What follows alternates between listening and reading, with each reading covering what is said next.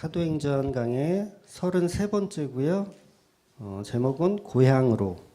사도행전 9장 26절에서 31절까지 보도록 하겠습니다. 사도행전 9장 26절에서 31절까지 한 목소리로 보도록 하겠습니다. 시작. 사울이 예루살렘에 가서 제자들을 사귀고자 하나 다 두려워하여 그가 제자됨을 믿지 아니하니 바라바라 데리고 사도들에게 가서 그가 길에서 어떻게 주를 보았는지와 주께서 그에게 말씀하신 일과 다메섹에서 그가 어떻게 예수의 이름으로 담대히 말하였는지를 전하리라. 사울이 제자들과 함께 있어 예루살렘에 출입하며 또 주 예수의 이름으로 담대히 말하고 헬라파 유대인들과 함께 말하며 변론하니 그 사람들이 죽이려고 힘쓰거늘 형제들이 알고 가이사랴로 데리고 내려가서 다소로 보내니라. 그리하여 온 유대와 갈릴리아와 사마리아의 교회가 평안하여 든든히 서가고 주를 경외함과 성령의 위로로 진행하여 수가 더 많아지니라. 아멘. 네. 오늘 본문하고 지난주 본문하고 거의 비슷한 맥락입니다. 그래서 보통은 이제 이 두 말씀을 이제 붙여서 보통 이제 설교들을 많이 하시는데요. 저희는 이제 나누어서 지난주와 이번 주 나누어서 보려고 합니다. 그 이유는 3년이라는 공백 기간이 있기 때문에 그렇습니다. 보통 이제 그 다메섹에서 유대인들에 대한 살인의 충동을 느끼고 이제 도망가잖아요. 성문을 다 지키면서 바울을 죽이려고 다메섹에서 했었어요. 그래서 바울은 광주리를 타고 도망을 가잖아요. 그런데 바로 예루살렘에 가는 것은 상당히 위험한 일입니다. 그래서 예루살렘으로 가지 않고 아라비아로 갔어요. 아라비아로. 그래서 주석가들은 이 부분에 대해서 약간 해석이 약간 둘로 나뉘거든요. 보통은 이제 3년이란 기간을 광주리 타기 전으로 볼 것이냐, 후로 볼 것이냐, 여기에서 이제 갈려요.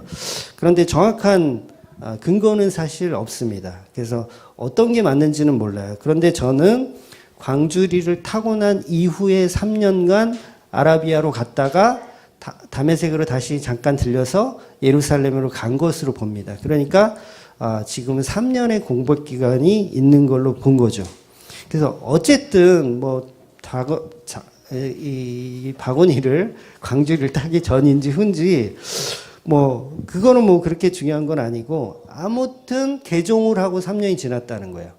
그러니까 예수를 믿고 난 지 3년을 지난 것은 확실한 거죠.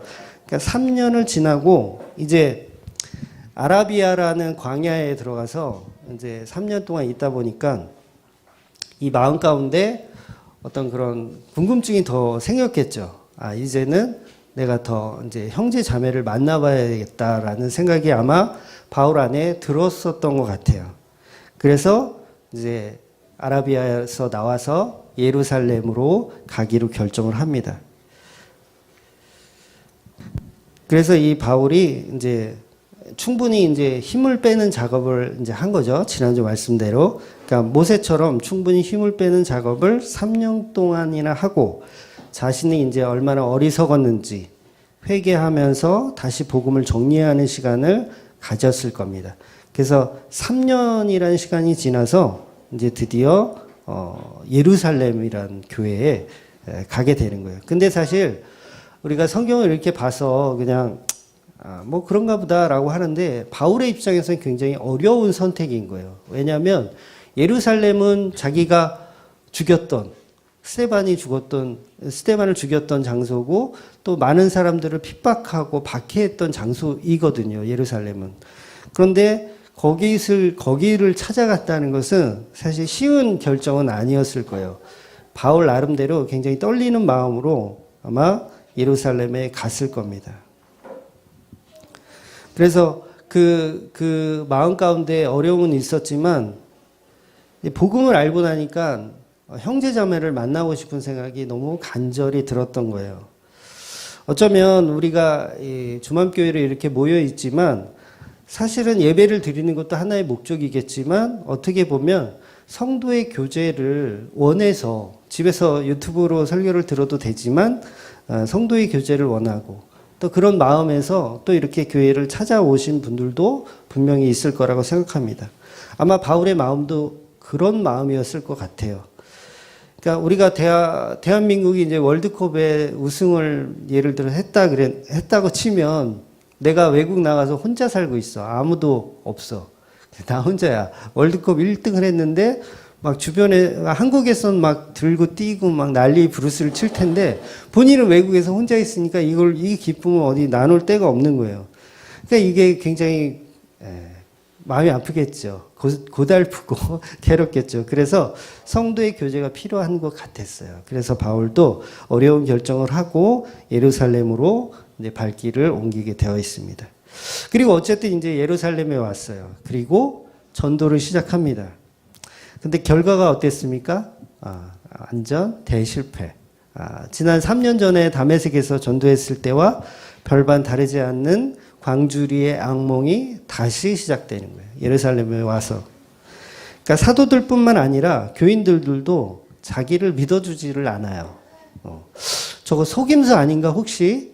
우리를 다 일망타진하기 위해서 예수 믿는 척 거짓말하고 들어오는 건 아닌가? 라는 생각을 했어요. 무려 3년이라는 시간이 지났음에도 불구하고 아직도 사도들뿐만 아니라 다른 교인들 모두가 바울을 그렇게 흔쾌히 환영하거나 환대해주지 않는 거예요. 다 경계하고 두려워하는 겁니다. 심지어는 헬라파 유대인들은 바울을 죽여야겠다라는 생각까지 세운 거죠. 살해 위험까지 똑같이 지난주와 동일하게 느끼고 있는 겁니다. 그래서 예루살렘에 있는 형제들이 바울을 다시 바울의 고향인 다소로 피신시켜 버리는 거예요. 그러니까 여기서 이제 형제라는 말을 표현하거든요. 바울을 누가 보냈느냐? 형제들이라는 말을 해요. 그러니까 이 단어가 굉장히 바울을 사실은 초라하게 만드는 거거든요. 그러니까 살해의 위험을 느꼈으면 전 사도들이, 전 교인들이 이렇게 다소로 보냈다. 숨겨주기 위해서. 막 이랬으면 조금 이게 좀 뽀대가 나는데 형제들이라는 표현을 해요. 그러니까 이 형제라는 단어는 굉장히 극소수의 측근들에 의해서 갔다라는 얘기죠. 그러니까 다메섹에서 광주리 탔을 때도 제가 뭐라 그랬어요. 그 제자들, 몇 안 되는 제자들이 형님 왜 그러십니까? 이거 빨리 타고 우리 일단 목숨은 건지고 보자고 이런 식으로 해서 갔잖아요. 그러니까 지금도 많은 교인들의 어떤 이 환대를 받으면서 다소로 가는 게 아니라 극소수의 사람들에게 비밀리 여기 계시면 큰일 납니다. 지금 헬라파 유대인들이 형님을 죽이려고 합니다. 이런 식으로 해서 또 아주 초라하게 광주리를 또 타는 그런 모양새가 오늘 펼쳐지고 있는 겁니다. 그러니까 다수의 도움이 아니고 소수의 도움으로 고향으로 낙향하는 모습이에요. 그럼 나머지 사람들은 뭐죠? 그러니까 죽거나 말거나 별로 신경을 안 쓴 거예요. 바울이 죽거나 말거나 별로 신경을 안 쓴 겁니다. 그러니까 많은 사람들이, 교인들은 바울을 걱정해서 다소로 보낸 것이 아니라 워낙 바울이 악명 높은 나쁜 놈이었기 때문에 그런 현상도 사실은 있었어요. 그러니까 바울을 별로 좋아하지 않은 거죠. 교인들 전체가 바울을 별로 좋아하지 않은 겁니다. 워낙 복수심에 불타는 사람들이 있었다라는 거예요. 워낙 나쁜 짓을 많이 했기 때문에. 자기 부모를 감옥에 보냈었던 그 사람이 지금 예루살렘에 예수 믿는다고 왔는데 좋아할 리가 없잖아요. 그래서 대부분의 교인들은 바울을 그렇게 환영하지 못했고, 스데반을 죽인 놈, 교인들을 핍박한 놈, 여전히 교인들 안에서는 그런 수근수근 거림이 있었다는 거죠. 그러니까 예루살렘에 왔어도 이 바울은 그냥 입 다물고 조용히 그냥 구석에 찌그러져 있어야 하는 상황인데, 또 바울이 또 성격이 또 있어가지고 또 이렇게 털고 다닌 거예요. 막 여기저기 털고 다녔어요. 막 훌럭거리고 다닌 거죠. 네. 그런 분위기 아닌데. 네. 그러니까 아무튼 바울이 너무 설쳐되니까 극소수의 형제들이 바울을 고향인 다소로 보내버리는 겁니다. 물론 이게 이따가 좀 말씀드리겠지만 이게 하나님의 계획 속에 있는 겁니다. 아무튼 그랬더니 그 다음 구절이 사실은 더 난해해요. 다음 구절이.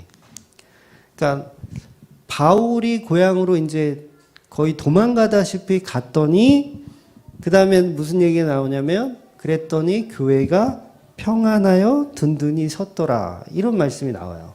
평안히 든든히 섰더라. 그럼 바울이 도망가고 나니 교회가 편안해지고 든든히 섰다라는 말은 본문을 문자적으로 이해하면 바울이 예루살렘의 골칫거리였다라는 거잖아요. 그죠? 골칫거리였다는 그 골칫거리가 고향으로 가버리니까 교회가 이제 평안해지고 든든히 서갔다라는 거예요. 그러니까 바울이 3년 만에 돌아와서 평안했던 교회를 다시 긴장과 두려움으로 쑥대밭을 만들어 놓은 거죠. 바울이 예루살렘 교회에서 환대를 받지 못했잖아요. 쑥대밭을 만들어 놓은 거야. 저 인간은 우리를 박해해 놓고 무슨 염치로 또 여기 왔냐. 아라비아에 그냥 짱 박혀 살지. 자기 반성하면서 그렇게 좀 살지. 왜 또 예루살렘에 와서 이렇게 분위기를 다 망쳐놓냐라고 사람들이 생각했다라는 거죠. 그래서 그 원인 제공자인 바울을 고향으로 돌려보내는 거예요. 그제서야 바울이 사라지니 교회가 평안해지고 든든히 서가고 심시어는 교인 수가 더 많아졌더라고 기록하고 있어요. 도대체 이 누가는 이런 기록을 왜 적었을까? 이게 지금 굉장히 난제잖아요, 여러분. 난제라고 생각 안 되세요? 그러니까 바울이 헛지랄을 했다라는 얘기잖아요. 바울이 없어지니 교회가 편안하고 든든히 서가며 교인 수가 많아졌다라고 하니 그런 바울이 헛짓을 했다라는 것밖에는 이게 해석이 안 되는 거예요.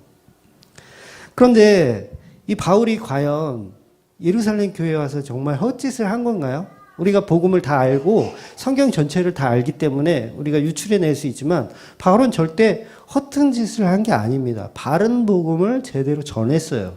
그럼에도 불구하고 왜 누가는 저런 이야기를 성경이 기록하고 있을까?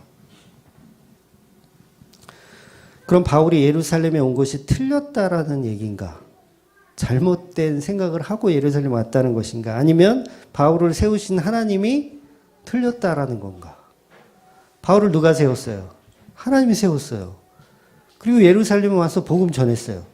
그럼 하나님이 틀린 거죠. 그렇잖아요. 이런 난제. 그러니까 예수님의 그림자로 등장했던 바나바가 바울을 추천해 주잖아요. 바나바가 추천해줘요. 이 사람은 괜찮은 사람이다. 그런데 결과가 그 사람이 없어지니 교회가 더 잘 되는 거예요. 그러면 이 본문을 문맥상 보면 이 부분이 일관성이 없어지잖아요. 일관성이 없어져요. 그러니까 번역을 잘못했다거나 아니면 30절, 31절만 그 부분만 나중에 성경을 사본을 쓰는 사람들이 자기 생각을 추가해서 집어넣거나 실제로 그런 일들이 있기는 있었어요. 그랬거나 여러 가지 정황으로 이제 볼 수가 있지만 일단은 우리가 성경 그대로를 믿어보자는 거죠. 왜 성경은 바울이 떠나니 평안하고 든든히 서갔다라고 말할까요? 바울이 다소인 고향으로 돌아가는 배 안에서 이 소식을 만약에 들었다고 하면 기분이 어땠을까? 완전 기분, 이제 욕을 할 수가 없네. 내가, 욕을 해야 되는데. 기분이 정말 목 같은 거예요. 교회에서 하나님이 개종하게 하셔서 예루살렘 가서 바른 복음 전했는데, 자기가, 살인의 이 느낌을 느끼고 떠났더니, 그때서야 교회가 평안해지며 잘 됐다라는 거예요. 제가 교회를 이렇게 담임 목사인데 교인들이 이제 담임 목사 당신은 너무 돈이 안 되는 설교를 해. 당신 좀 바꿔야겠어. 그래서 담임 목사를 바꿨어요. 저를 은퇴시키고 담임 목사를 바꿨어요. 그랬는데 교회가 커져가며 편안해지며 교인 수가 늘어가며 확장하고 부흥했더라. 그럼 제가 이제 은퇴한 저로서는 자존심이 아주 무너지겠죠. 나 없으니까 잘 되네. 부흥하네. 그러니까 바울이 그 마음이었을 거라는 거죠. 이게 얼마나 괴로웠을까, 바울은. 그러니까, 그렇지만 바울이요, 예루살렘 교회에 그렇게 오래 있었던 건 아닌 것 같아요. 한 15일 정도, 성경은 15일 정도로 이렇게 이야기하는데, 15일을 있었는데 15일 동안 가르쳤던 바울의 가르침이 과연 그 양이 얼마나 될까? 저는 그렇게 많을 거라고 생각 안 되거든요. 15일 동안 뭐 설교를 해봐야 뭐 얼마나 많은 설교를 했겠어요. 그러니까 그 바울의 가르침 내용이 골칫거리였다라기보다는 그 내용이 골칫거리였다기보다는 그냥 바울의 등장 자체가 골칫거리였다라는 거죠. 그 15일 동안 바울이 가르치는 문제가 있었다는 이야기가 아닌 거예요. 성경은 그런 의도로 쓰여져 있는 거죠. 그리고 진짜로 바울의 가르침이 교회의 골칫거리였습니까? 골칫거리였어요? 가르친 내용이? 아니죠. 바른 복음 분명히 전했다고요, 바울은. 그런데 바울의 등장 자체가 문제가 있는 거지 그가 전한 복음의 내용에 문제가 있었던 건 아닌 거예요. 그 내용은 우리가 전체적인 성경을 다 읽고 있기 때문에 우리는 이해할 수 있는 거예요. 그러면 헬라파 유대인들에게 그 내용이 잘못된 내용으로 전달이 돼서 그들에게는 그게 골칫거리였었다는 거예요. 이해가 되시죠? 그러니까 바울의 자체가 이게 죽이고자 한 게 아니라 헬라파 유대인들에게는 그들의 그 바울의 가르침이 마음에 안 든 거죠. 바울의 가르침이. 그러니까 우리는 성경을 완성된 지금의 시점으로 보기 때문에 이 말씀을 이해할 수가 있는 겁니다. 바울은 엉터리의 복음을 전한 게 아니라 바른 복음을 전한 겁니다. 지난주에도 말씀드린 대로 몰아가는 설교, 예수 그리스도의 십자가로 몰아가는 설교를 분명히 했습니다. 그 설교를 했더니 헬라파 유대인들은 그 복음을 싫어하더라는 거예요. 싫어하더라는 거. 그 당시 예루살렘 교회에 대부분 사람들은 바울이 전하는 복음 내용을 싫어한 거예요. 듣고 싶지 않은 거예요. 왜? 사람 자체가 싫으니까. 그렇잖아요. 담임 목사가 싫어. 자체가 싫어. 그럼 듣고 싶지 않은 거예요. 어떤 얘기를 해도 안 들리는 겁니다. 그런데 특별히 헬라파 유대인들은 더 싫은 거예요. 여전히 우리는 그 복음의 내용보다는 그 복음을 누가 전했느냐에 따라서 우리는 그걸 더 중요하게 여긴다는 거죠. 혹시 그 내용을 보충해 줄 다른 어떤 유명한 목사가 있지 않느냐 이런 질문을 할 때가 많이 있어요.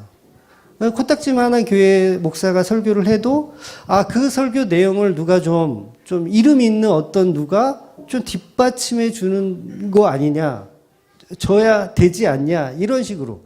그러니까 우리가 논문을 쓸 때도 여러분 절대로 그 논문을 쓰는 사람의 생각만 계속 적으면 통과가 안 돼요.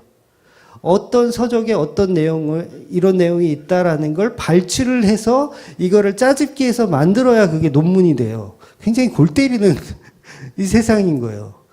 그러니까 누군가의 어떤 검증된 누군가의 내용을 적어야지만 된다는 거죠. 그러니까 바울 네가 전하는 내용은 우리가 인정할 수 없다라는 거죠. 그러니까 누군가 사도인 누군가 뭐 베드로가 됐던 야고보가 됐던 누군가 좀 검증해 주는 내용이 아니면 듣고 싶지 않다라는 거죠. 그게 전반적인 예루살렘 교회의 교인들의 머릿속에 있는 생각이었다는 거예요. 그러니까 바울의 가르침이 받아들여지지 않는 거죠. 왜? 그는 그리스도를 박해하던 사람이니까, 교회를 박해하던 사람이니까 마음에 안 드니까 듣고 싶지 않은 거예요. 요즘 말로 치면 바울은 낙하산, 낙하산인 거예요. 사도도 자기가 본인 입으로 사도라 그러지 다른 사람들은 그 인정했을까요? 안 인정했어요. 저건 분명히 꼼수를 부리는 거다라고 생각했다는 거죠. 그러니까 요즘 말로 어쩌다 사도, 뭐 어쩌다 목사, 어쩌다 목사 된 거예요. 저 여러분 다 어쩌다 집사가 됐고 어쩌다 장로가 된 거예요. 어쩌다. 그럼 우리는 다 낙하산이라는 거죠. 그런데 그 낙하산이 전하는 복음의 내용은 사람들이 싫어하더라는 거예요. 근데 성경은 지금 반대 이야기를 합니다. 제 설교와 반대 이야기를 해요. 낙하산이 전하는 그 복음을 멈추고 그가 떠나니 교회가 편안해졌고 수가 많아졌더라라고 반대 이야기를 하더라는 거예요. 우리는 사도적 환상에서 벗어날 필요가 있어요. 그래서 그러니까 베드로는 옳고 바울은 틀렸다. 이런 사도적 어떤 그 환상에서 우리는 벗어날 필요가 있습니다. 사도들이 하는 것은 다 옳고 교회가 하는 것은 다 옳다고 하는 상상에서 우리는 벗어날 필요가 있어요. 제가 이 부분을 사도행전 강해를 통해서 1탄 때부터 지금 계속 건드리고 있거든요. 계속 깎고 있어요. 네. 사도가 하는 거 다 옳지 않고 교회가 하는 거 다 옳지 않다. 네. 그냥 인간일 뿐이다. 네. 우리는 교회는 실수하고 실패한다. 이 얘기를 계속 하고 있는 거예요. 그러니까 우리는 도구일 뿐이지 우리가 완전한 자의 자리에 가려고 해서는 안 된다는 거죠. 일부러 하나님은 오직 하나님의 영광을 위해 인간들을 그림자로 사용하시는 거예요. 그런데 그 그림자는 실수투성이, 연약한 모습, 그 다음에 아무도 인정해주지 않는 그런 모습으로 그런 모습을 가져다가 쓰신다는 거죠. 그래서 인간은 아무도 영웅이 되어서는 안 되고 영웅이 돼서도 안 됩니다. 그래서 제자들이 전부 어설픈 세리, 어부들, 이런 사람들로 삼으신 거예요. 사실 이 베드로가 이 양반이 제일 문제예요. 사실은. 근데 다음 주부터는 이제 베드로 이야기가 이제 시작이 되거든요. 이제 그러니까 베드로가 이 바울을 하루만 만나줬는지 아니면 15일 동안 계속 같이 있었는지 정확히 모르지만 제가 봤을 때는 제대로 만나주지 않은 것 같아요. 그러니까 바울이 사실은 베드로를 만나러 갔거든요. 다른 사도들 중에서도 유독 베드로를 만나고 싶었어요. 바울은. 베드로를 만나러 갔는데 정확하게 이 양반이 계속 만나줬는지 어쩌는지 정확히 성경은 기록하지 않지만 제가 봤을 때는 일부러 조금 피해 다니지 않았나 하는 정황이 있어요. 우리 사도행전 9장 32절을 한번 볼게요. 9장 32절. 다음 주부터 볼 내용인데 시작. 그때 베드로가 사방으로 두루 다니다가 루다에 사는 성도들에게 내려갔더니, 그러니까 오늘 우리가 31절까지 읽었고 32절은 베드로 얘기가 나오는데 그때 베드로가 사방으로 두루 다니다가 뭐죠? 이게 지금 싸돌아다녔다는 얘기예요. 싸돌아다니. 그러니까 바울이 지금 예루살렘에 와 있는데 계속 만나주고 조언해주고 이렇게 교제를 한 게 아니라 베드로도 의도적으로 싸돌아다녔어요. 별로 싫었나 봐. 바울이 별로 싫었나 봐. 본인도 좋아할 리가 없겠죠. 저라도 좋아하진 않았을 것 같아요. 사도 바울이. 어디서 또 이 수작을 부리려고 하나? 이렇게 생각했을 것 같아요. 그러니까 지금은 우리가 특별 계시를 통해서 세우신 사도가 예루살렘을 방문했기 때문에 사람들이 다 바울을 환영해주고 환대해줄 거라고 생각하지만 이 성경 안에 깊이 들어가서 그 시대적 배경과 상황을 우리가 지금 읽어보니 전혀 환영할 수 있는 상황이 아닌 거죠. 그러니까 누가 봐도 바울을 사도들이 다 피한 거예요. 싫은 거예요. 그래서 야고보 말고는 다른 사도들은 바울을 만나지도 못해요. 콧배기도 못 봅니다. 그러니까 베드로가 이끄는 이 예루살렘 교회는 아직도 바울이 말하는 진정한 복음을 이해 못하는 교회라는 겁니다. 오늘 본문이 사실은 그걸 폭로하고 있는 거예요. 그러니까 바울이 전한 복음 전체가 사람들이 신뢰하고 따랐으면 바울을 지켜줘야 됩니다. 그죠? 지켜줘야 돼요. 사도, 12사도가 다 뭉쳐가지고 바울 곁에서 바울을 지켜줘야 하는 거예요. 그러니까 헬라파 유대인들이 그 사람들이 힘이 있어봐야 얼마나 있겠어요. 그 사람들이 바울을 죽이려고 할 때 온 교회가 나서서 지켜줘야죠. 바울이 바른 복음을 전하는 바울인데 지켜줘야 하는데 못 지켜주더라는 거죠. 그렇다면 그런 바울이 다소로 보내버린 예루살렘 교회는 31절의 말씀처럼 평안히 갔으며 든든히 커갔다. 수가 더 많아졌다라는 말이 나와서는 안 되는 거예요. 그런데 이 말이 지금 나와요. 그래서 결국은 바울을 광주리 타고 도망가는 신세로 만드시는 것이 바로 하나님이 원하시는 교회의 모습이라는 것을 반복적으로 설명하고 계신 거예요. 이렇게 결론이 나야 돼요. 그러니까 이게 조금 어렵거든요. 아마 깊이 좀 본문을 좀 오늘 집에 가셔서도 본문을 좀 묵상하시면 이해하실 수 있을 겁니다. 바울은 비록 15일 동안 복음을 전했지만 어디서도 듣지 못했던 예수 그리스도의 복음을 전했던 겁니다.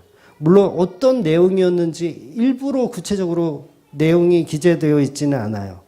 그러니까 나중에 바울의 설교들을 유출해 보면 지난주 살펴본 내용처럼 예수로 모아지는 설교, 십자가로 모아지는 설교를 분명히 했을 겁니다.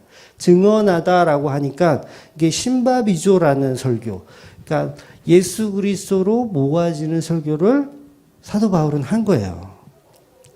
그러니까 그렇게 진짜 진리가 복음에 전해지니까 다메섹하고 똑같은 현상이 예루살렘에서도 일어나더라는 거죠. 그러니까 광주리 타고 도망가는 일이 또 일어나는 거예요. 지금은 광주리 타고 나서 3년이란 시간이 지났음에도 불구하고 또 광주리를 타고 진짜 복음이 찬밥 침세가 된다라는 거예요. 나름대로 바울은 힘을 뺐어요. 3년 동안. 힘을 빼고 좀 충분히 조금 작업하는 시간을 가졌다고 생각했음에도 불구하고 그런데도 제자들은 3년이 지났음에도 바울을 인정하지 않고 그가 가르치는 내용까지도 의심하더라는 거예요. 그만큼 바울이 악랄한 인간이었다라는 얘기도 되지만 선악의 양면성을 우리 성도에게 이야기하고 있는 거예요. 선악의 양면성을. 그러니까 우리는 교인인데도 불구하고 바른 복음을 거부하는 삶으로 계속 가고 싶어 하더라는 거예요. 그래서 오늘 본문에서 바나바는 그리스도의 그림자로 등장해서 예루살렘 교회에 바울을 소개시켜주는 역할을 하는 겁니다. 그런 바나바의 소개로 바울이 예루살렘 교회 안에 들어가게 되는 거예요. 그러면 이게 하나님의 계획이고 하나님의 뜻인데 그 복음이 예루살렘 교회에 떨어지니 찬밥이 되더라는 거예요. 그래서 바울은 곧바로 바른 복음을 가지고 십자가 복음을 가지고 전도를 시작하는데 바울은 주로 헬라파 유대인들을 향해서 전도를 했던 것으로 본문이 기록하고 있어요. 헬라파 유대인은 그리스어를 쓰는 유대인들을 말하는 거예요. 그러니까 헬라어, 헬라, 그리스 같은 말이에요. 사실 같은 말이에요. 그러니까 그리스는 철학이 발전했던 나라잖아요. 철학이 발전했던 도시고, 그러니까 소크라테스, 뭐 플라톤 이런 사람들이 다 그리스에서 예수님보다도 400년을 먼저 살았던 그런 사람들이에요. 그러니까 철학이 얼마나 발전했던 도시예요. 그러니까 복음 안에서도 우리가 종교와 철학으로 그 복음을 풀어내더라는 거죠. 그러니까 바른 복음이 들어오면 그걸 거부할 수밖에 없는 상황이 되는 거예요.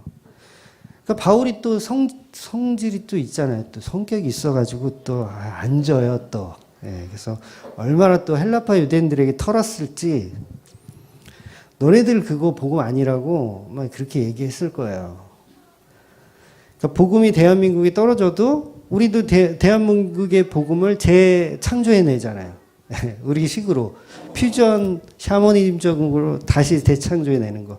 그러니까 헬라파 유대인들도 마찬가지로 자기들의 철학적 사상으로 복음을 다시 재창조해내더라는 거예요. 그래서 그걸 사도 바울이 부셨던 거예요. 그거 아니라고 부셨던 거예요. 그러니까 복음에 있어서는 한치의 양보도 전혀 없는 인물이 바울이거든요. 돌에 맞아 죽어가면서도 바른 복음의 고집을 꺾지 않는 사람이 바울이란 얘기죠. 그런 자가 15일 동안 복음을 전하는데 교회가 불화가 당연히 생기는 겁니다. 그런데 그 불화는 바울이 잘못된 복음을 전해서가 아니라 헬라파 유대인들이 그 복음을 이해 못하더라는 거예요. 그러니까 어느 정도로 심하냐면 살해해버릴 정도로 바울을 죽여버려야 되겠다라는 생각을 할 정도로 불화가 심했어요. 근데 어떤 주석가들은 여기서 말하는 헬라파 유대인들을 예수 안 믿는 그냥 바리새인의 어떤 종류로 이렇게 해석을 하시는 분들도 계신데 아닙니다. 교회 안에 있었던 헬라파 유대인들이 맞아요. 그러니까 예수를 믿는다고 개종한 사람들임에도 불구하고 사도 바울의 바른 복음을 정확히 이해를 못하고 오히려 그 바울을 죽이려고 하더라는 거예요. 이게 오히려 정황상 맞습니다. 그러니까 예수 안 믿는 사두개인, 바리새인 이런 사람들이 아니었다라는 거예요. 항상 예수님을 십자가에 못 박는 사람들은 교회 안에 있어요. 예. 절대 여기 스님들이 못 박는 게 아니에요. 예수님은 유대인들이 죽였고 우리는 아니다? 아니에요. 유대인들이 왜 죽여요? 우리가 죽였어요. 우리가.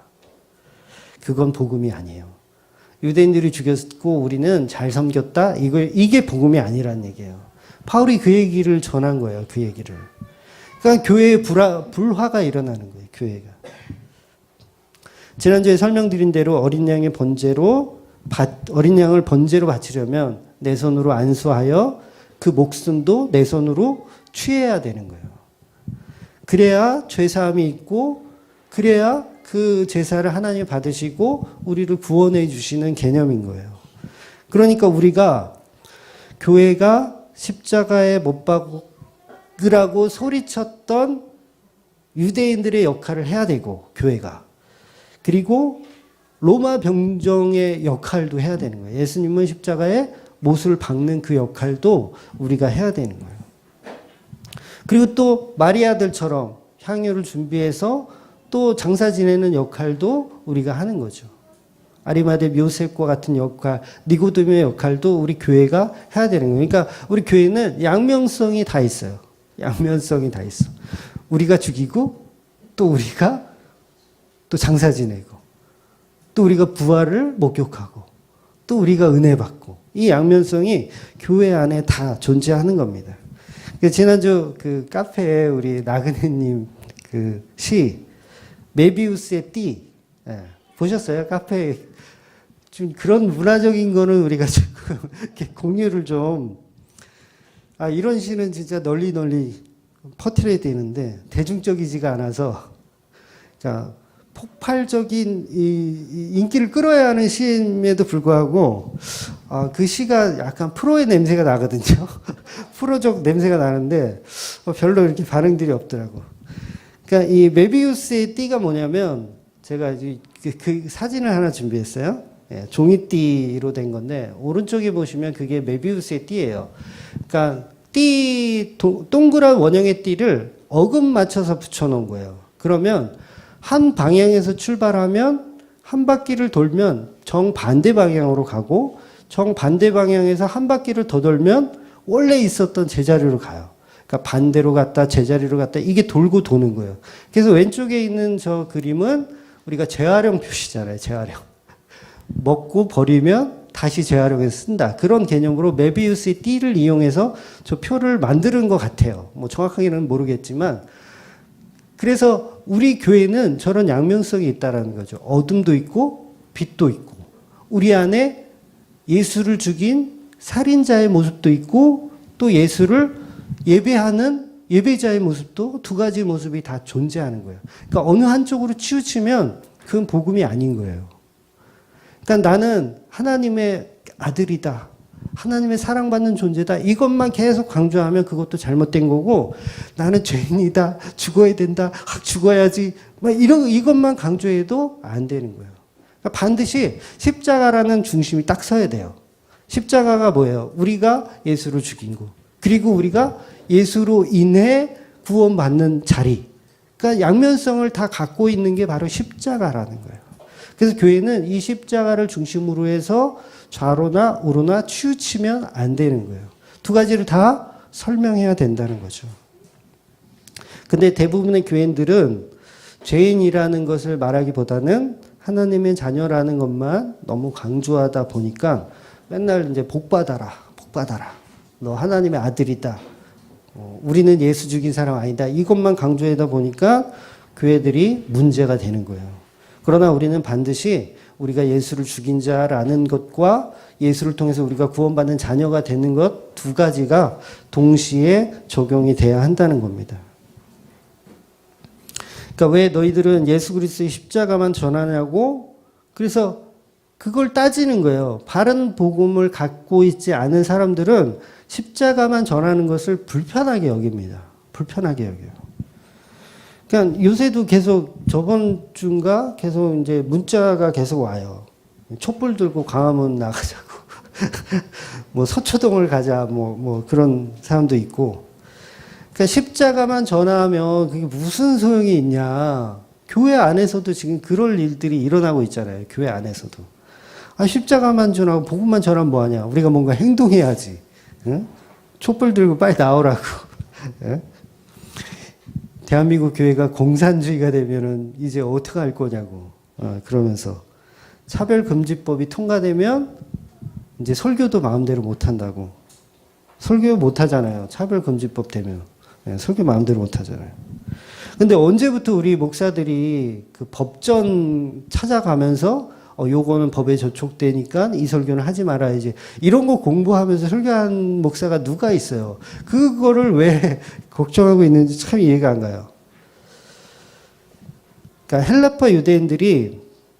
헬라파 유대인들에게 사울이 담대히 예수를 전했더니 사람들이 사울을 죽이려고 하더라는 거예요. 그거는 복음 아니라고 얘기하는 거죠.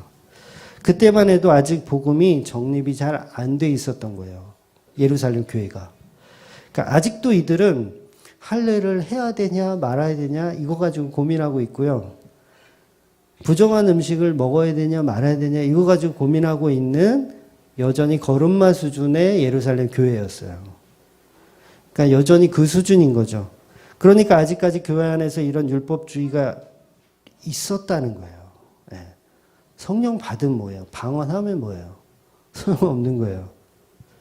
그것을 바울이 전부 예수 그리스도를 연결해서 말씀을 전하니까 사람들이 싫어하더라는 거예요. 아까도 말씀드렸지만 사도행전 본문을 읽을 때 예루살렘 교회 사람들이 바울에게 호의적이었다고 생각하면 큰 오해입니다. 그러면 성경이 안 풀려요. 바울을 어떻게 죽일까? 고향으로 어떻게 보내버릴까? 그런 생각을 했던 거예요. 그러니까 바나바를 제외하고는 거의 대부분이 바울을 싫어한 거예요. 만나주지도 않아요.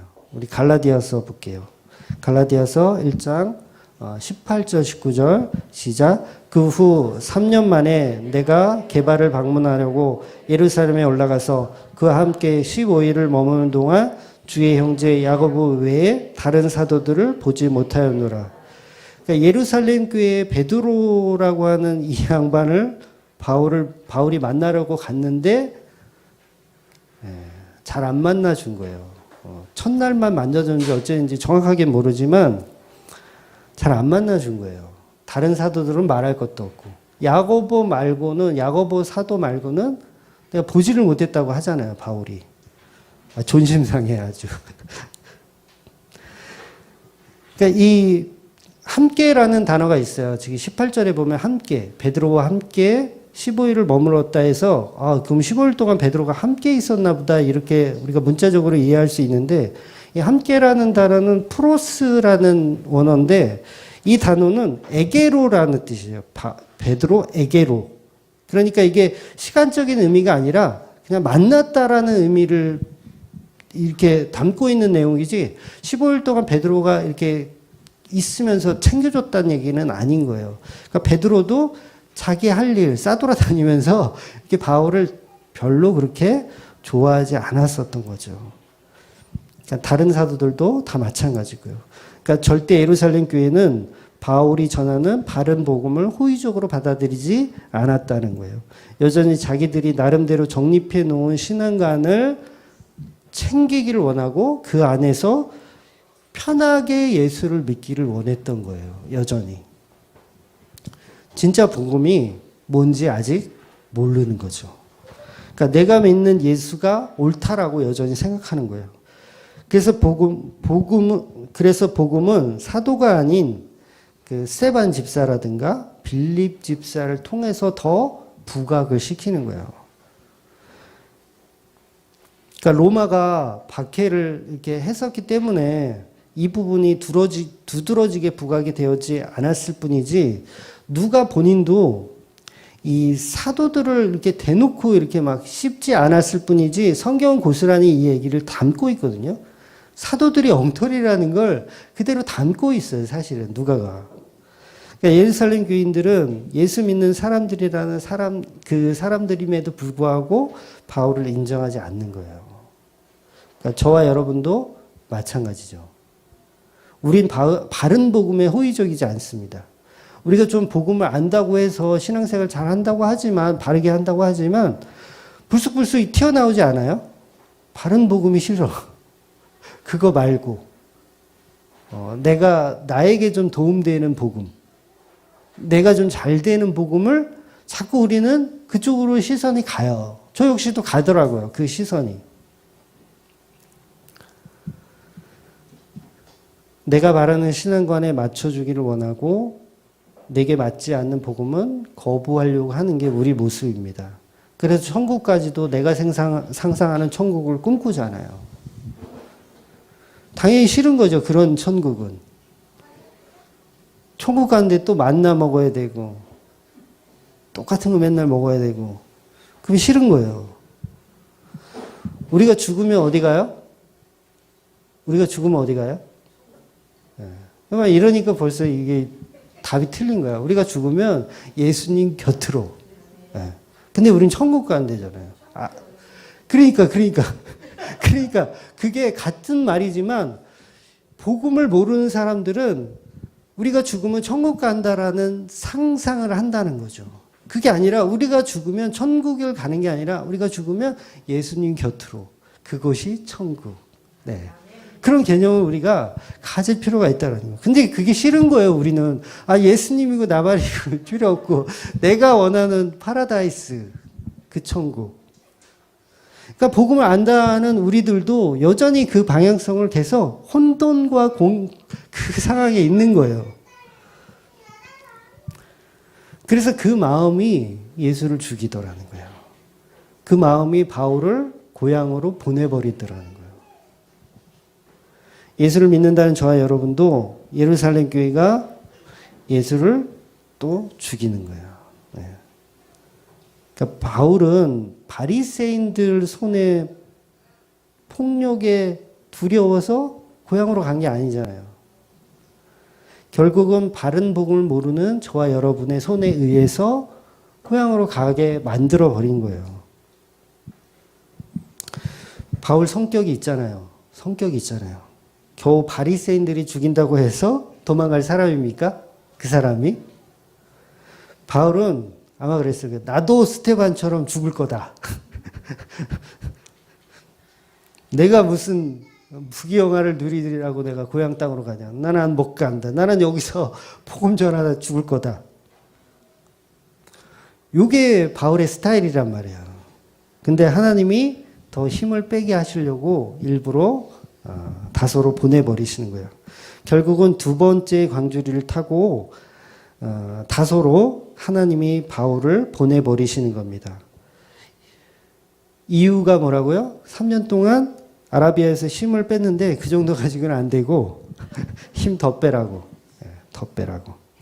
그러니까 지난주에도 바울이 겁에 질려서 광주리 탄 게 아니에요. 제가 약간 좀 설명드렸죠. 형님 좀 제발 좀 이거 타라고. 지금 여기서 죽으면 무슨 소용이 있냐고. 그러니까 겁에 질려서 탄 게 아니라 어쩔 수 없이 간 거예요. 그러니까 지금도 마찬가지입니다. 바울이 겁에 질려가지고 목숨이 두려워서 이 목숨 부재하고자 간 거 아니고 사실은 하나님의 명령이 있었어요. 네, 하나님 명령. 예수님이 시키신 겁니다. 우리 사도행전 22장 17절 18절 보겠습니다. 시작. 후에 내가 예루살렘으로 돌아와서 성전에서 기도할 때에 황홀한 중에 봄에 주께서 내게 말씀하시되 속히 예루살렘에서 나가라. 그들은 내가 내게 대하여 증언하는 말을 듣지 아니하리라 하시니라. 그러니까 제가 지금 설교드린 내용이 해석이 되죠? 네. 지금 여기서 놀라운 이야기를 하고 있는 거예요. 어마어마하게 놀라운 이야기. 이게 도대체 출애굽기의 모세의 모습하고 똑같잖아요. 예루살렘 교회는 네 복음을 이해하지 못할 거다. 그러니 당장 그곳에서 떠나라. 출애굽기하고 뭐가 달라요? 똑같아요, 지금. 그러니까 제가 지금 상상해서 이렇게 성경을 해석해서 설교하는 게 아니라 있는 그대로를 제가 지금 말씀드리고 있는 거예요. 근데 어디서도 이런 설교를 하시는 목사님들은 없더라고요. 예루살렘 교회 최고, 짱. 뭐 이렇게만 얘기하지, 거기서 탈출해라. 거기서 나가라. 떠나라. 여러분이 계신 이 교회 탈출하십시오. 나가십시오. 라고 설교하는 목사가 없잖아요. 골 때린 거예요. 이 왜 골 때리냐면 들어도 듣지 못하고 알아도 말하지 못하는 거예요. 출애굽기를 한번 볼게요. 지금 사도행전하고 비교해서 출애굽기 7장 3절 4절 같이 읽겠습니다. 시작. 내가 바로의 마음을 완악하게 하고 내 표징과 내 이적을 애굽의 땅에서 많이 행할 것이나 바로가 너의 말을 듣지 아니할 터인즉 내가 내 손을 애굽에 뻗쳐 여러 큰 심판을 내리고 내 군대 내 백성 이스라엘 자손을 그 땅에서 인도하여 낼지니라. 그러니까 파라오가 완악하게 하여 내가 증언하는 그 복음을 듣지 않을 거라는 말씀을 지금 사도행전과 동일하게 하고 있어요. 그러니까 바울이 네가 예루살렘 교회에 가서 복음을 전하지만 사람들은 그것을 이해하지 못하고 너를 죽이려 할 거야. 그러니 그곳에서 떠나 다소로 가라고 하나님이 직접 말씀하시는 거예요. 그러니까 예루살렘 사람들은 바울의 복음을 듣지 아니하더라는 거예요. 그러니까 지금 예루살렘 교회 전체는 애굽을 비유하고 있어요. 네. 여러분 이거 굉장히 무서운 얘기입니다. 우리가 교회가 애굽이라는 거예요. 교회가. 그동안 도대체 성도들은 자기 재산 팔아서 교회에 헌금했어요. 그죠? 우리가 다 봤죠? 헌금했어요. 구제하고 봉사했어요. 성령도 받았고요. 방언도 받았어요. 그렇게 열심히 교회를 섬겼어요. 그러니까 예수님은 이 예루살렘 교회의 복음을 듣지 않는 그 사람들을 고작 애굽으로 표현하시는 거예요. 애굽으로. 결국은 18절에 그들은 내가 내게 대하여 증언하는 말을 듣지 아니하리라. 굉장히 무서운 말이에요. 예루살렘 교회는 그들은 내가 내게 대하여 증언하는 말을 듣지 아니하리라. 이렇게 말씀하시는 거예요. 예루살렘 교회를 향하여. 그러니까 뭐예요? 이 헬라파 유대인들은 내가 하는 그 복음을 못 알아들었다는 얘기죠. 못 알아듣는 놈들이 있다. 교회 안에서도. 그래서 거기서 떠나라 라고 말씀하시는 거예요. 아직은 때가 아니라는 거예요. 때가.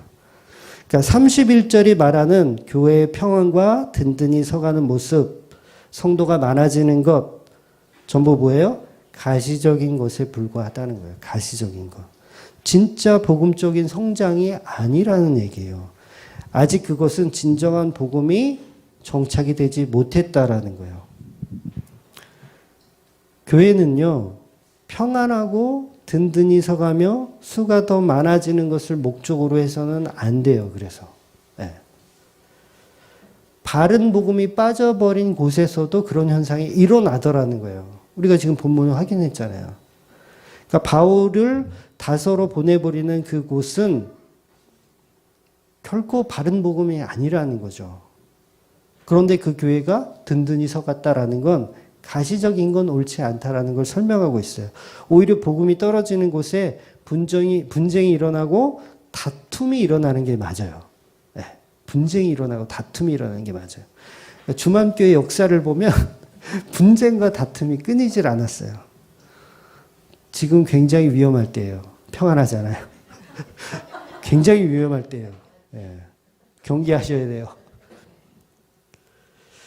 천만 기독교인, 저는 거품이라고 봅니다. 거품이에요. 예루살렘 교회처럼 거품입니다. 1907년에 대부분 운동이 일어나고 100년이 지난 지금 기독교 인구는 1000만으로 늘어났다. 이게 바른 복음의 성장으로 보아서는 안 된다는 거죠.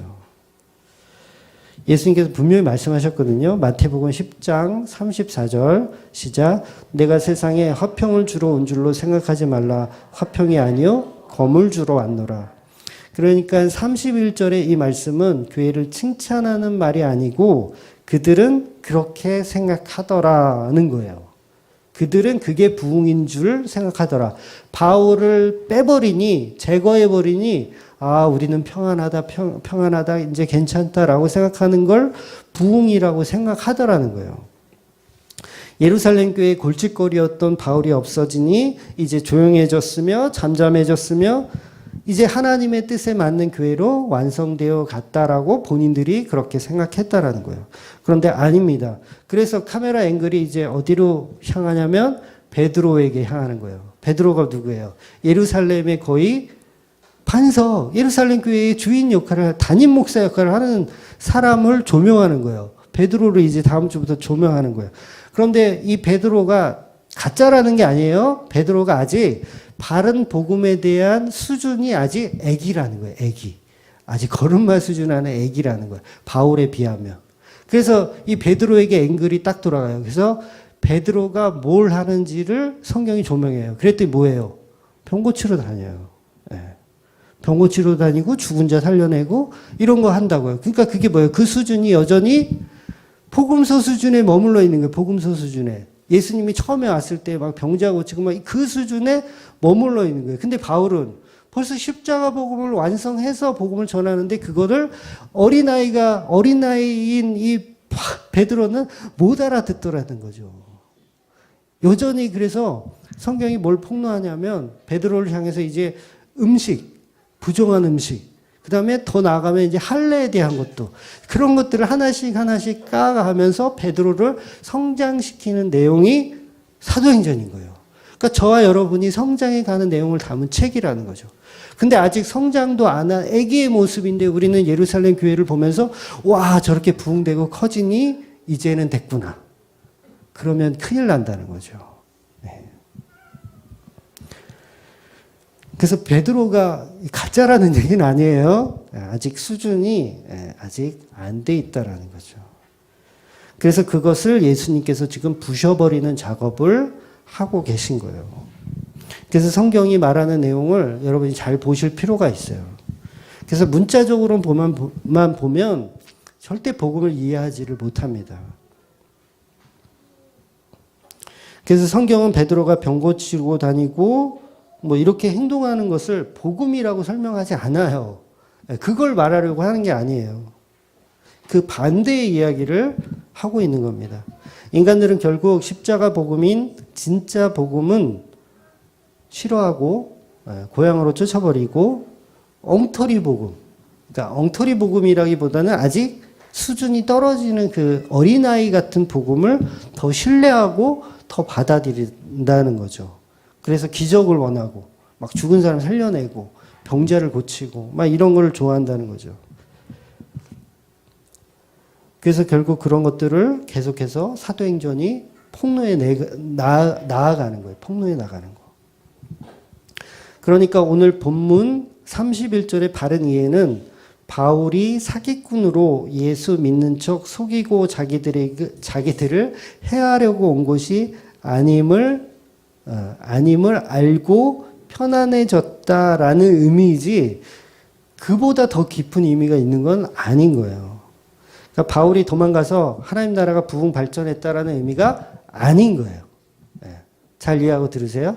바울이 빠져나가니 이 교회가 부흥 발전했다라는 얘기가 아니라고요. 그건 성경을 거꾸로 보는 거예요. 거꾸로. 그러니까 오히려 예루살렘 교회는 애굽을 말하고 바울이 모세의 역할을 하는 걸 설명하고 있는 거예요. 그래서 거기에 31절에 보면 성령의 위로라는 단어가 있어요. 31절에 성령의 위로. 그러니까 교회가 커갔다, 부흥했다. 그런데 그게 뭐냐면 성령의 위로가 있었다라고 표현해요. 그러니까 성령의 위로의 진위가 뭐냐면 교회 안에 있었다라는 거예요. 네, 잘 이해가 됐어요? 하나님의 계획 안에.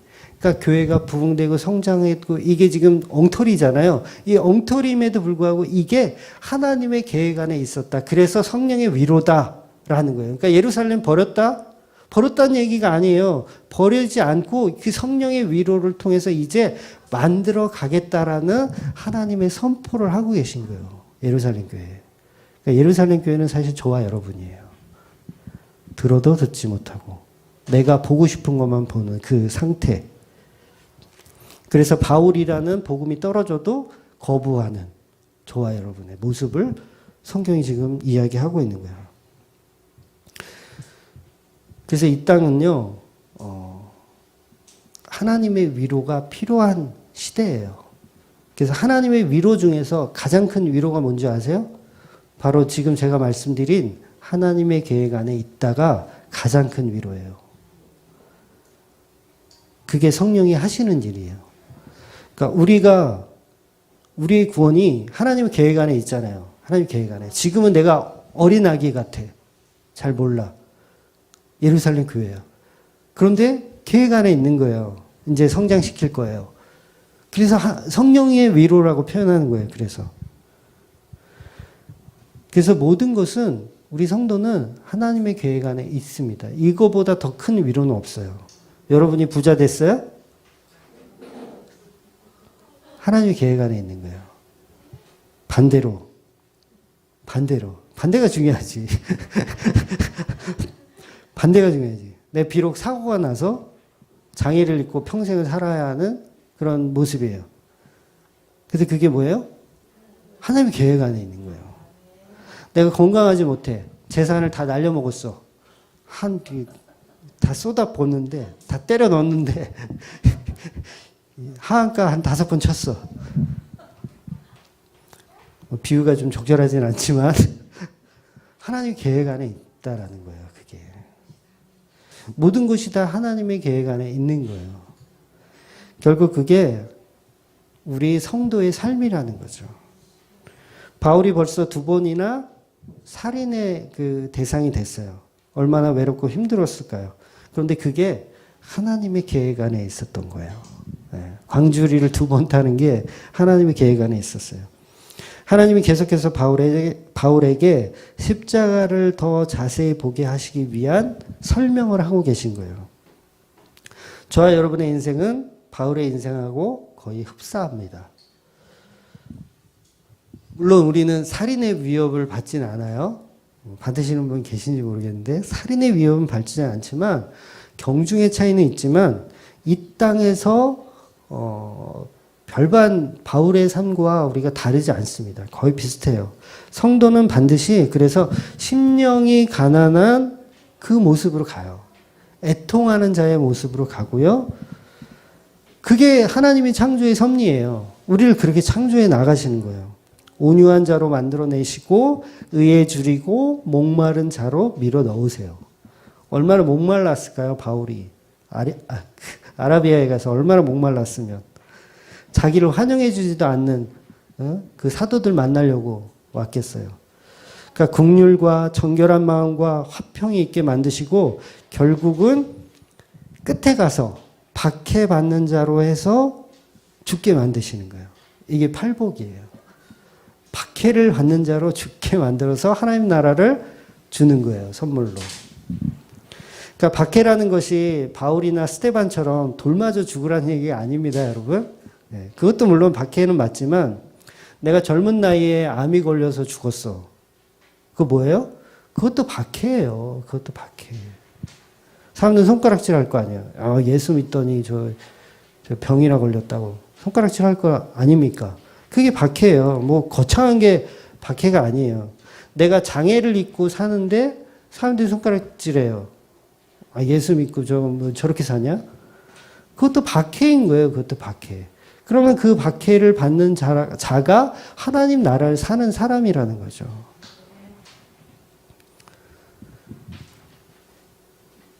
그래서 성도에게는 어떤 불행이 닥쳐도 그게 불행이 아니고 선이에요, 선. 가끔 우리가 하나님을 판단할 때 그런 말을 하잖아요.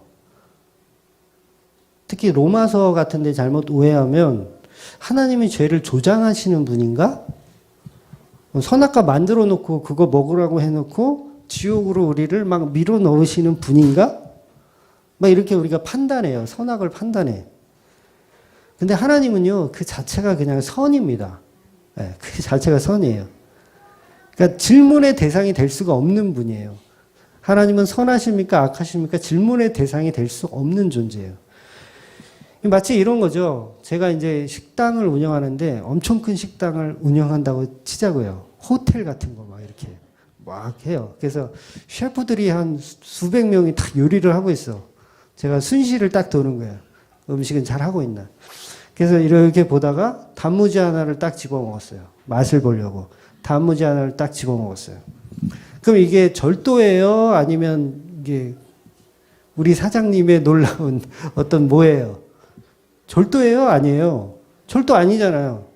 근데 지나가는 개가 들어와가지고 단무지 하나를 물어가지고 도망가. 그거 절도예요? 절도 아니에요? 절도죠.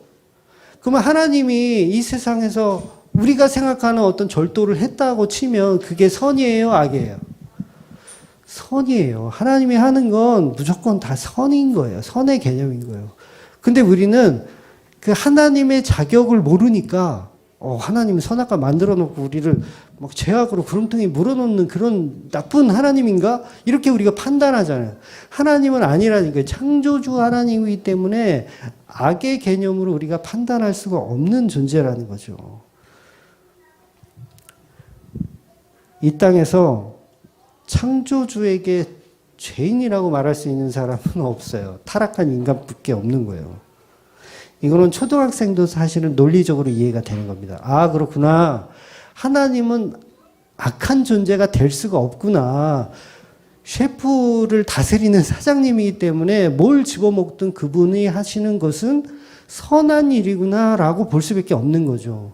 근데 우리는 하나님의 그 수준을 그냥 동네 개 수준으로 보는 거야. 그러니까 나쁜 짓 하면 하나님 왜 나쁜 짓 해요? 이렇게 보는 거죠. 그러니까 하나님이 죄를 조장했다라는 건 정말 수준 낮은 질문인 거예요. 수준 낮은 질문.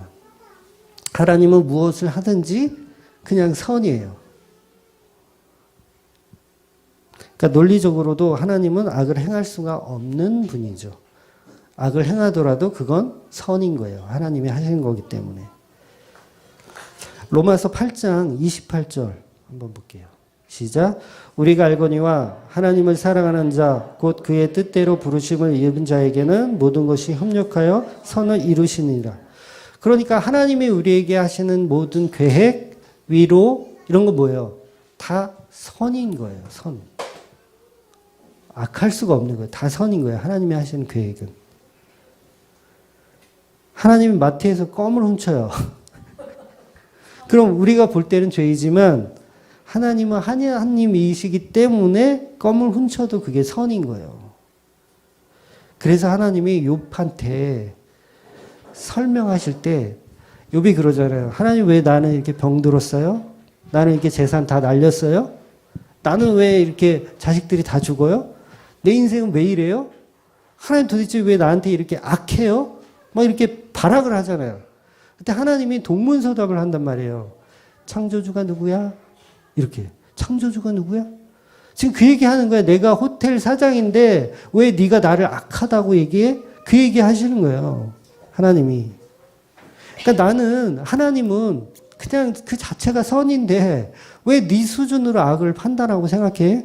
그 얘기를 하는 거죠.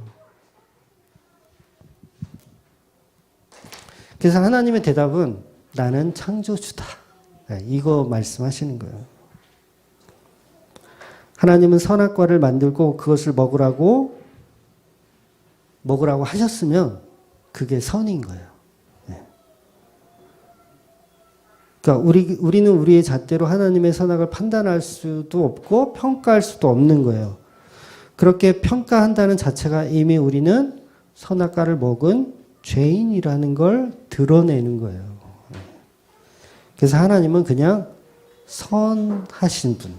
선하신 분이에요. 그러니까 하나님은 성도에게 그 선한 일을 행하십니다. 믿으십니까?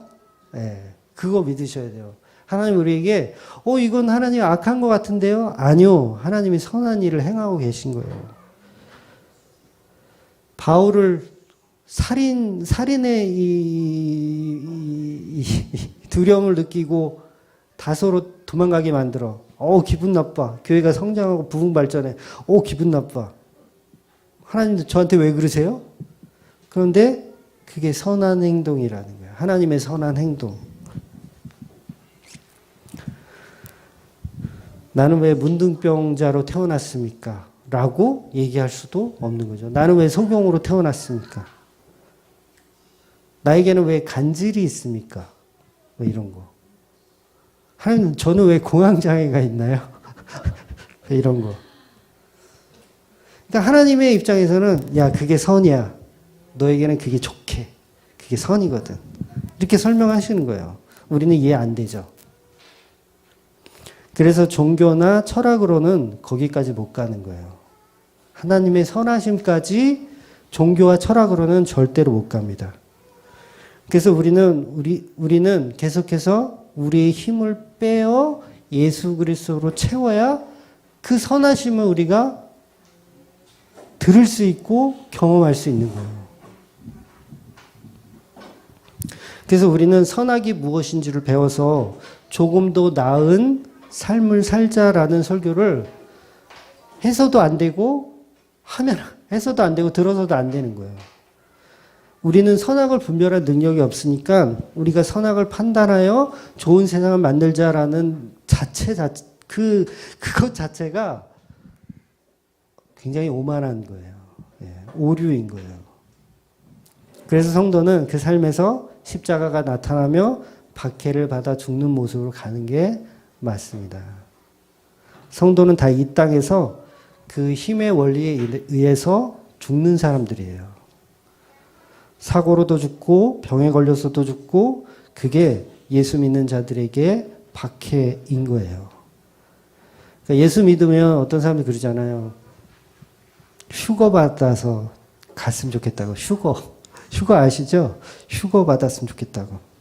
여러분 꿈도 꾸지 마세요. 꿈도 꾸지 마세요. 예수님 만나는 게 정말 기쁘고 즐거우셔야 돼요. 그러니까 내가 단지 죽지 않고 죽음을 보지 않고 병들지 않고 죽음 보지 않고 휴거 받는 거 얼마나 감사한 일인가라고 생각하시는 사람들은 성경 다시 배우셔야 돼요. 아니요. 우리는 이 땅에서 박해를 받아 죽을 생각을 해야지 죽음 경험하지 않고 휴거 받아서 나는 편히 천국 가겠다? 요 생각 자체도 이게 아주 오만이에요. 오만. 여전히 우리는 복음을 내 스타일로 만들고 싶은 거예요. 제 친구 중에 제가 전에도 한번 말씀드렸지만 39살에 파킨슨병으로 죽었어요.